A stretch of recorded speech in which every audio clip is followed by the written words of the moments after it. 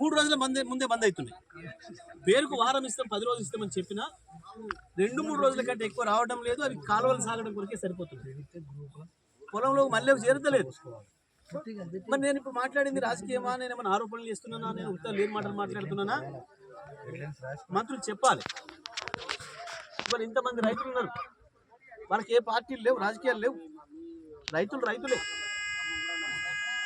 మీ అందరి సాక్షినే లక్షలాదిగా గొర్రెలు వచ్చి మేస్తున్నాయి. నీళ్ళు ఇవ్వాల్సిన ఉత్తమ్ కుమార్ రెడ్డి నీళ్ళు ఇవ్వలేదు, కానీ గొర్రెలను మాత్రం పంపిండు అని చెప్పి రైతులు చెప్తున్నారు. నీళ్ళు ఏమంటే గొర్రెలను పంపిండు అని చెప్తున్నారు రైతులు. నేను అంటున్న మాట కాదు, రైతులు అంటున్న మాట. నేను ఇప్పటికే నేను విజ్ఞప్తి చేస్తున్నా, సూర్యాపేట జిల్లా రైతుల తరఫున దండం పెట్టి అడుగుతున్నా, నీళ్ళు అన్ని రైతులు కాపాడండి. ఇంత దుర్మార్గంగా ప్రభుత్వం ఉండడం అనేది పద్ధతి కాదు. తిరిగా కాంగ్రెస్ మాకు అది చేస్తుంది ఇది చేస్తుంది అని అంటారుగా, ఇప్పుడు గుర్తొస్తున్నా అది వద్దనదాకా నీళ్ళు ఇచ్చాం గతంలో.